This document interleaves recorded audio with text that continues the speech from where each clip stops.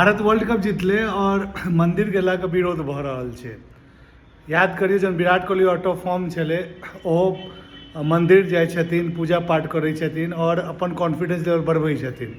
इन्हें हम कह चाहे छी कि जब जिंदगी में किछु नहीं करी तो सिर्फ और सिर्फ मंदिरे जाओ। मेहनत के साथ साथ आदमी के बिलीव भगवान पर रही है, सक्सेस के साथ साथ अपन रिलीजन में जे जत्ता छथिन ओहि पर बिलीव रहबाक चाही। यदि इंडियन टीम अगर जितला के बाद दारू के बोतल खोलते, चैंपियन खोलते तो बहुत ही नॉर्मल एक सेलिब्रेशन कर लगते। इंडियन टीम के किछु बंदा मंदिर जाय छथिन, ओहि पर पूरा विरोध भ रहल छै। सोचू देश कतऽ जा रहल छै। और हमें याद है कि 2007 में जब वनडे के वर्ल्ड कप इंडिया हारल छले तो खिलाड़ी सबके घर पर जे छै पत्थर बरसाल गेल छले।